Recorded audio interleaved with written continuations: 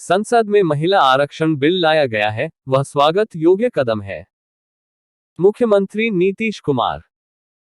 महिला आरक्षण के संबंध में मुख्यमंत्री नीतीश कुमार ने कहा कि हम शुरू से ही महिला सशक्तिकरण के हिमायती रहे हैं और बिहार में हम लोगों ने कई ऐतिहासिक कदम उठाए हैं।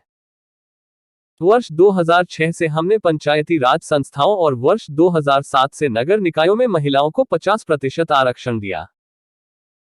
वर्ष 2006 से ही प्रारंभिक शिक्षक नियोजन में महिलाओं को 50% और वर्ष 2016 से सभी सरकारी नौकरियों में 35% आरक्षण दिया जा रहा है।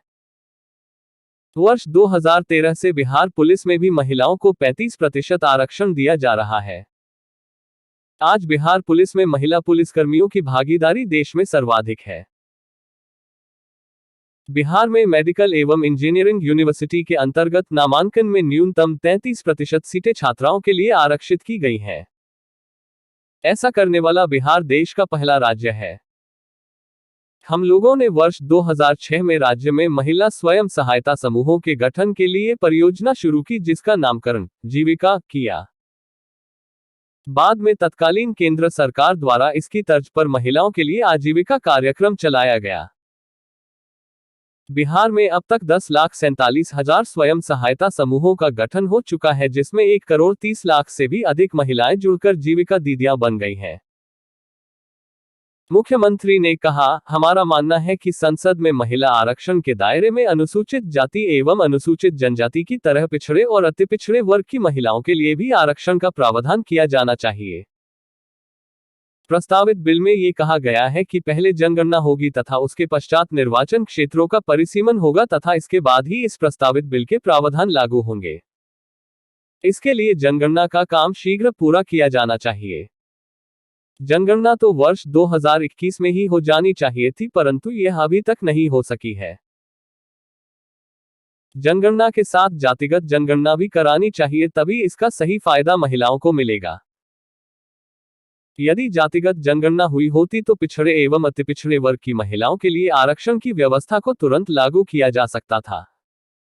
D11 टीवी के लिए छपरा से दीपक कुमार की रिपोर्ट। महिला आरक्षण तो जरूरी है, तो हम तो शुरू से मांग कर रहे हैं। आप लोग अगर देखिएगा तो पौराणिक से जब हम पार्लियामेंट में थे तभी से हम लोगों का ये है, तब हो रहा अच्छी बात है, लेकिन इसके साथ साथ हमने बहुत सारी बातें कह दी है। ये लागू तो करेंगे नहीं, तो इनको जो करना था एक हो जाना चाहिए था 21 में, हर 10 साल पर होता था, तो हो नहीं रहा है, तो इसलिए उसमें अपना डिले तो इसको हमेशा समय पर होना चाहिए। और दूसरी बात है कि उसमें हमने कहा है कि उसमें जाति आधारित भी सबका जनगणना कर लीजिए। ये हम लोगों का डिमांड है, वो तो भी हम ऐसे डिमांड किए, लेकिन हम सबको बता रहे हैं ना, देख रहे हैं महिलाओं के लिए कितना किया। सबसे पहले 50% हम ही लोग ने कर दिए जी, 6 में पंचायतों का और 7 में नगर निकायों का, और उसके बाद हमने कितना लोगों को बहाली शुरू किया।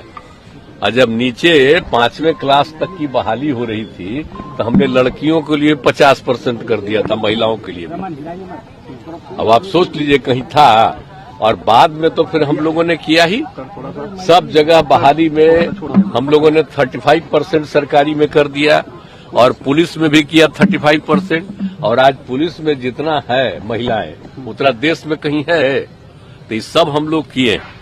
और किस तरह से जीविका दीदियों का भी जो किया, स्वयं सहायता समूह में कितनी बड़ी संख्या।